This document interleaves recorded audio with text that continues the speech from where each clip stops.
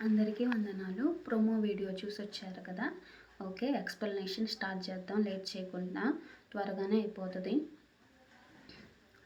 బైబిల్‌లో దేవుణ్ణి భోజనానికి ఆహ్వానిస్తాడు ఒక వ్యక్తి. ఆయన పేరు పరిశ్రయుడు. ఆ పరిశ్రయుడు దేవుని భోజనానికి పిలుస్తూ ఉంటాడు తన ఇంటికండి. అయితే ప్రభువారు కూడా ఆ భోజనానికి వస్తాడు. భోజనానికి మనం కూడా మన యొక్క సేవకుల్ని, పాస్టర్‌లని అలా ఆహ్వానిస్తూ ఉంటాం.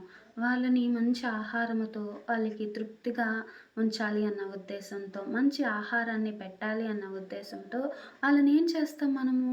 ఆహ్వానిస్తాం. వాళ్ళు వచ్చేసరికి అన్నీ రెడీ చేసుకొని, మనం అన్నీ ఏర్పాటు చేసుకొని వాళ్ళని ప్రేమతో పిలుచుకుంటూ ఉంటాం. అలానే ఈ యొక్క పరిశ్రయుడు కూడా ప్రభువుని తన ఇంటికి ఆహ్వానించారు భోజనానికి. ప్రభువారు కూడా వెళ్ళారు భోజనానికి. వెళ్ళినప్పుడు ఆయన పరిశ్రయుడు అనేక మందిని పిలవచ్చు. అనేక మందిని కూడా పిలిచారు. అయితే ఒక స్త్రీని పిలవరు. పిలవనప్పుడు ఆ స్త్రీ పలానా ఇంటికి దేవుడెళ్ళాడు. ఆ ఇంటికి నేను వెళ్దాం. నా సమస్య ఇది. వెళ్తే నాకు ఏదైనా మేలు జరిగిద్దేమో అన్న ఉద్దేశంతో ఆ స్త్రీ వెళ్ళింది. ఏంటి తనకి ధనం కావాలన్న ఉద్దేశంతో వెళ్ళలేదు. తన యొక్క బిడ్డలకు బాగుండాలి అన్న ఉద్దేశంతో వెళ్ళలేదు. నా బిడ్డలకు మంచి జాబ్ రావాలి అన్న ఉద్దేశంతో వెళ్ళలేదు. లేకపోతే నా బిడ్డలు మంచిగా ఎదగాలి అన్న ఉద్దేశంతో వెళ్ళలేదు. తన యొక్క పాపాల కోసం అక్కడికి వెళ్ళింది. వెళ్ళి అందరూ ముందు కూర్చొని ఉంటారు కదా దేవుడి యొక్క బోధ వినటానికి. ముందు కూర్చోకుండా ఆమె వెనక్కి కూర్చునిద్ది. ప్రభు పాదాల దగ్గర కూర్చుంటూ ఉండిద్ది. కూర్చొని ఆమె ఏం చేసిద్ది అంటే ఆ యొక్క పాదాలని ఇలా వంచేసి ఎంతగానో తన దుఃఖాన్ని మొత్తం అక్కడ కుమ్మరించిద్దండి. ఎంతగా బాధపడిద్దంటే ఆ కన్నీటికంట ప్రభు పాదాలు మొత్తం కడగబడుతూ ఉంటాయంట. అంతగా ఏడ్చి ప్రార్థన చేసింది. అంతగా బాధ ఉంది తన లోపల. అంతగా దుఃఖం ఉంది తన లోపల. అంతగా ఆవేదన ఉంది తన లోపల. ప్రభు పాదాల దగ్గర కూర్చొని ఆ యొక్క స్త్రీ ఎంతగా ఏడ్చింది అంటే ఆ పాదాలు మొత్తం క్లీన్ చేయబడ్డాయంట. మొత్తం శుభ్రం చేయబడ్డాయంట. అంతేకాదు ఆమె విలువైన అత్తరు రేట్లు ఎక్కువగా ఉంటాయి కదా ఆ రోజుల్లో. అలాంటి విలువైన అత్తర్ని తెచ్చి ఆ పాదాలు మొత్తం, ఆ కాళ్ళు మొత్తం అంటే అరికాలు మొత్తాన్ని తుడిచేసిందంట ఆ స్త్రీ అత్తరుతో. అత్తరు వేసి ఆ యొక్క పాదాలు మొత్తం తుడిచిందంట. పాదాల మీద చల్లిందంట. అలానే తన యొక్క తల వెంట్రుకలతో ఆ పాదాలను మొత్తం తుడిచిందంట. ఆడవాళ్ళు తల వెంట్రుకలు ఎంతగా ఇష్టపడతారండి. ఆ ఇష్టమైన తల వెంట్రుకలతో దేవుడి యొక్క పాదాలే తుడిచింది. చూడండి ఆమె యొక్క బాధ లాంటిది. విలువైన అత్తర్ని తెచ్చింది, అత్తర్ని చల్లింది. ఇష్టమైన తల వెంట్రుకలతో పాదాలు తుడిచింది. వేటితో తుడిచింది? తల వెంట్రుకలతో తుడిచింది. ఎంతగా దేవుణ్ణి ప్రేమించింది అంటే తన యొక్క జీవితం ఒక పాపాత్మురాలు అని ఆ యొక్క గ్రామంలో పిలువబడతారంట. ఆ ఊరిలో నీకు ఒక పేరు, నాకు ఒక పేరు ఉండిద్ది. నన్ను అందరూ కావ్య అని పిలుస్తారు. మిమ్మల్ని అందరూ ఇంకొక పేరుతో పిలుస్తారు. లేకపోతే బాప్తిసం పొందుకున్నాక మన యొక్క పేరుని బట్టి పిలుస్తారు. నిక్ నేమ్స్ని బట్టి పిలుస్తారు. ఏ పేరుతో పిలిచినా మంచిగానే ఉండిద్ది. కానీ ఈ యొక్క పేరు ఎంత బాధేసిందో ఆ యొక్క స్త్రీకి. పాపాత్మురాలు అని ఆ యొక్క గ్రామం మొత్తం పిలుస్తూ ఉంటే ఈమె యొక్క హృదయము ఎంతో కుమిలిపోయింది. ఎంతో ఆవేదన చెందింది. ఆ యొక్క పేరు ఎలా అయినా పోవాలి అన్న ఉద్దేశంతో ఎన్నో సంవత్సరాలు ఉండొచ్చు. ప్రయత్నం చేయొచ్చు ఈమె. ఎవరిని అడిగినా ఆ యొక్క పేరు కొట్టివేయబడుతుందా అంటే ఆ పేరు పోదు.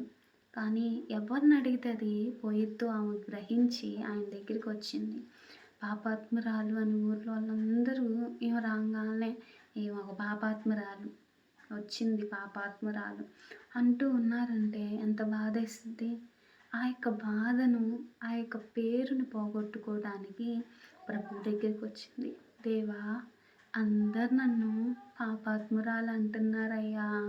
నా పాపాత్మురాలైన ఈ యొక్క జీవితం నుండి నాకు నాకు విడుదలనివ్వయ్యా అని ఎంతగానో ఏడ్చి అక్కడ ప్రార్థన చేసినట్లు మనకు కనిపిస్తుంది.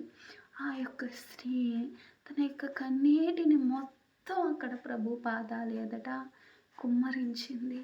నా స్థితిని చూడయ్యా, ఏ పేరైనా ఓర్చుకోగలుగుతారేమో కానీ ఈ పాపాత్మురాలనే పేరుని నేను ఓర్చుకోలేకపోతున్నానయ్యా అని ఆ స్త్రీ అక్కడ అడిగినట్లుగా మనకు కనిపిస్తూ ఉంది.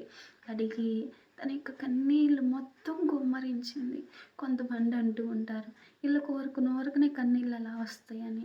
మనసులో అంత దుఃఖం ఉంటేనో కన్నీళ్ళు వస్తాయి అనేది మనం గ్రహించుకోవాలి. ఆ యొక్క స్త్రీకి అంత కన్నీళ్ళు వచ్చి దేవుడి ముందు తన యొక్క కన్నీటిని వ్యక్తం చేసింది. తన మనసులో బాధను చెప్పింది. అలానే అత్తర్ని చల్లింది అంటే తన యొక్క పాపాత్మురాలు అనే ఒక మురికి కంపుని పోగొట్టయ్యా అని అక్కడ చెప్తూ ఉంది. అంటే ఇక్కడ చూడండి, బాగా అత్తరు కట్టుకొని పక్క నుండి వెళ్తూ ఉంటే ఎంతో సువాసన భరితంగా ఉంటూ ఉండిద్ది. సెంటు కొట్టుకొని వెళ్ళినా కానీ సువాసన భరితంగా ఉంటూ ఉండిద్ది కదా. అయితే ఈ మురికిలో వచ్చి చెమట కంపు కొడుతూ ఉన్న వాళ్ళని గోడ పక్క నుండి వెళ్తూ ఉన్నా, మన పక్కన కూర్చున్నా మనం వాళ్ళ దగ్గర కూర్చోగలుగుతామా అంటే కూర్చోలేము. అదే అత్తరు కట్టుకొని సెంటు కొట్టుకొని మన పక్కన కూర్చుంటే వాళ్ళ పక్కన కూర్చోగలుగుతాం. కానీ కంపులో ఉండి మన దగ్గరికి వస్తే మనం కూర్చోలేం. అలానే ఈ యొక్క స్త్రీని కూడా సమాజం అలానే చూస్తున్నారు. మనం ఒక చిన్న స్మెల్నే మనం తట్టుకోలేకపోతున్నామే. ఈమె చేసింది పాపాలని, ఈమె ఏయో పాపాలు చేసిందని ఆ యొక్క ఊరు వాళ్ళు గ్రహించుకొని ఈమెకు ఒక పేరు వాళ్ళే నిర్ణయించి పెట్టారు. ఆమె పక్క నుండి వెళ్తూ ఉంటే వాళ్ళందరూ చేతురించుకునే వాళ్ళంట. వచ్చింది పాపాత్మురాలు, ఏంది మనిషి మన మధ్యన తిరిగిద్ది అని హేళన చేసే వాళ్ళు ఉండరా? కంపల్సరీ ఉంటారు. కానీ ఈమె ఆ యొక్క పేరు పోగొట్టుకోవాలని అత్తర్ని చల్లింది. అయ్యా, నా పేరుని పోగొట్టయ్యా, పాపాత్మురాలనే పేరుని పోగొట్టి నా మురికి జీవితాన్ని, నా యొక్క సువాసన లేని జీవితాన్ని అయ్యా, కంపు కొట్టి నా యొక్క జీవితాన్ని అయ్యా సువాసన భరితంగా మార్చవా, అత్తర్లాంటి సువాసన జీవితాన్ని నాకు ఇవ్వవా అని ఆ స్త్రీ అక్కడ అడిగినట్లుగా మనకు కనిపిస్తుంది. ఇంకా ఆమె ఏమని అడిగింది అంటే తన విలువైన తల వెంట్రుకలతో దేవుడి యొక్క పాదాలు తుడిచినట్లుగా మనకి కనిపిస్తూ ఉంది. తల వెంట్రుకలతో తుడిచింది అంటే ఆమె ఎంతగానో ఇష్టపడే తల వెంట్రుకలు. జుట్టుకి మట్టి అయినా కానీ నా హృదయానికి మట్టి కాకుండా తుడవయ్యా, నా హృదయంలో ఉన్న మట్టిని తుడవయ్యా, నా హృదయానికి మట్టి కాకుండా తుడవయ్యా. ఈ యొక్క బయట శరీరంలో ఇవన్నీ అలంకరణగా ఉన్నాయేమో కానీ లోపల నా యొక్క అంతరంగంలో ఇవన్నీ అలంకరణగా మారాలని నేను ఆశపడుతున్నానయ్యా. యేసయ్యా తుడవయ్యా అని ఆమె తన యొక్క పాపాలను ఒప్పుకుంటూ ఉంది. తన యొక్క పాపాలను బట్టి క్షమాపణ కోరుతూ ఉంది. అక్కడ తన ఒక పాపాత్మురాలు, వెలివేయబడిన జీవితం జీవిస్తున్న స్త్రీ. కానీ తన యొక్క హృదయం ఎలా ఉందంటే పరిశుద్ధురాలుగా ఉన్నట్లుగా కనిపిస్తుంది మనకి ఇక్కడ. ఆమె పరిశుద్ధంగా దేవుణ్ణి అడుగుతున్నట్లు కనిపిస్తుంది. పరిశుద్ధంగా దేవుణ్ణి గోచరిస్తున్నట్లు మనకు కనిపిస్తుంది. ఈ యొక్క స్టోరీలో మనం ఏం నేర్చుకుంటూ ఉన్నామంటే మనం కూడా దేవుళ్ళో ఉంటూ ఎన్నో తప్పులు చేస్తూ ఉన్నామేమో, ఎన్నెన్నో వాటిని ఇంకా చూస్తూ ఉన్నామేమో. మనకి ఎన్నో అవయవాలు ఉన్నాయి. ఈ యొక్క అవయవాలు ఒక అవయవం లేకపోయినా ఎలా అయితే మనకి చీప్గా చూస్తూ ఉంటారో అవయవాలు లేని వాళ్ళని, లేకపోతే అవయవం లేకపోతే మన యొక్క శరీరం ఎంత అందహీనంగా కనిపిస్తూ ఉండిద్దో మనకు తెలుసు. అలానే మన యొక్క అంతరంగం, మన యొక్క ఆత్మీయమైన జీవితం కూడా ఏదో ఒకటి పాపం చేసిన దానిగా ఉంటూ ఉంది. దాన్ని మనం శుభ్రపరచుకోవాలి. ఈ యొక్క పాపాత్మురాలు మనకేమని చెప్తూ ఉందంటే నీ యొక్క జీవితంలో ఏ ఒక్క పాపాత్మురాలు అని నువ్వు పిలబడ్డావేమో దాన్ని నువ్వు శుభ్రం చేసుకో. నీకు ఇష్టమైన వాటిని దేవుడి ఎదుట పెట్టి నువ్వు శుభ్రపరచుకో. నీ యొక్క జీవితాన్ని మార్చుకో. నువ్వు ఇంకా దేవుడి కోసం నిలబడకపోతే నీ జీవితం వేస్టే అని చెప్తూ ఉంది. ఒకవేళ దేవుడిలో నిలబడి కూడా పాపం చేసినట్లయితే దాన్ని సరిచేసుకో అని చెప్తూ ఉంది. ఇంకా దేవుళ్ళలోకి రాకపోయినట్లయితే దేవుళ్ళలోకి రమ్మని చెప్తూ ఉంది. వచ్చి రక్షణ పొందకపోతే రక్షణ పొందమని కూడా చెప్తూ ఉంది. ఈమె జీవితం మొదటగా ఒక పాపాత్మురాలు. దేవుడు ఈమెను ఎంచుకున్న తర్వాత ఈమెకి ఆ యొక్క పేరు తొడవబడింది. ఆ పేరు మార్చబడింది.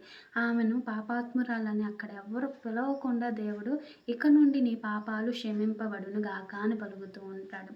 ఇంకా ఆ క్షణం నుండి ఎవరైనా పిలిచుండొచ్చా? ఎవరు పిలుచుండరేమో అని నేను అనుకుంటూ ఉన్నాను. ఎందుకంటే దేవుడు మార్చారు అంటే మన యొక్క జీవితాన్ని ఎవ్వరూ ఇంకేమి చేయలేరు. అలానే నీ జీవితం ఆగిపోయిన నీ యొక్క జీవితం, నువ్వు బాధపడి కుమిలిపోతున్న నీ యొక్క జీవితాన్ని దేవుడు మార్చాలి అంటే మొదటగా నీలో ఉన్న పాపాలను ఒప్పుకొని దేవుడి యందు పశ్చాత్తాపపడి రక్షణ లేకపోతే రక్షణ తీసుకొని రక్షణ ఉన్నట్లయితే దేవుళ్ళో ఇంకా ఏమి తప్పు చేశావో వాటిని సరిదిద్దుకున్నట్లయితే నీ కోసం దేవుడు నీ యొక్క జీవితానికి మార్చడానికి దేవుడు నీ మధ్యకు వస్తున్నాడు. నీలో ఉంటూ ఉన్నాడు. నీకు ముందుగా యుద్ధం చేయబడుతూ ఉంది. నీకు ముందుగా ఆయన యుద్ధం చేసి నీకు గొప్పగా దీవించడానికి ఆయన సిద్ధంగా ఉన్నాడు. ఆయన వస్తూ ఉన్నాడు. మన దగ్గరే ఉంటూ ఉన్నాడు. మనతోనే సాంగత్యం చేస్తూ ఉన్నాడు. ఆయన్ని మనం కలిగి ఉన్నాము. మనల్ని ప్రతిరోజు పరిశీలిస్తున్న మన దేవుడికి మన యొక్క తప్పులను మనం ఒప్పుకొని మనం క్షమాపణ కోరి మన జీవితాన్ని మార్చుకుందాం. ఆయన మనకి ఇవ్వాల్సిన మేలుని తీసుకొని వస్తున్నప్పుడు ఆ మేలునికి అడ్డంగా ఉన్న ప్రతి దాన్ని మనమే మన యొక్క ప్రార్థన రూపంలో క్లీన్ చేసుకుందాం. ఈ యొక్క స్త్రీ మనకి ఎంత విలువైన మాటలను చెప్పి ఉంది. ఆ యొక్క మాటలను బట్టి మన యొక్క జీవితాన్ని శుభ్రం చేసుకొని దేవుడి యొక్క బహుమతిని కోరుకొని దేవుడి రాజ్యంలో మనం కూడా వారసులుగా మారాలి అనేదే ఈ యొక్క స్త్రీ మనకి తెలియచేస్తూ ఉంది. కాబట్టి ఈ యొక్క స్త్రీ మనకు నేర్పించిన ఈ యొక్క పాఠంలో మనం నేర్చుకొని ఉన్న ఈ యొక్క బోధలో ఏదైతే మనకి నెగిటివ్గా కనిపిస్తుంది, నేను ఈ తప్పు చేశాను ఆ తప్పు చేశానని ఏది నెగిటివ్గా మనకు అనిపించి ఉందో దాన్ని మనం సరిచేయాల్సిందిగా కోరుతూ ఉన్నాను. ఇక చిన్ని వాక్యాన్ని దేవుడు దీవించునుగాక. మీ అందరికీ నా వందనాలు. ఓకే, ప్రోమో వీడియోలో అడిగిన క్వశ్చన్ ఏంటి అంటే బైబిల్లో ప్రభు పాదాలు తుడిచిన స్త్రీ ఎవరు? ఆ స్త్రీ దేనితో తుడిచింది ప్రభు పాదాలు? ఆమెను బైబిల్లో ఏమని పిలుస్తారు? ఇది క్వశ్చన్ అడిగాను. ఈ క్వశ్చన్కి ఆన్సర్ ఏంటి అంటే ఆమెని బైబిల్లో పాపాత్మురాలని పిలుస్తారు. ఆమె దేవుడి యొక్క పాదాలు తన యొక్క తల వెంట్రుకలతో తుడిచింది. ఓకేనా? ఓకే అండి, ఈ చిన్ని వాక్యాన్ని దేవుడు దీవించునుగాక. క్వశ్చన్ అండ్ ఆన్సర్స్ వీడియోలు కూడా దేవుడు చూడండి. చూసిన ప్రతి ఒక్కళ్ళను కూడా దేవుడు దీవించునుగాక. మీ పాప రోత జీవితాన్ని దేవుడు ఫుల్ స్టాప్ పెట్టునుగాక. ఆమేన్.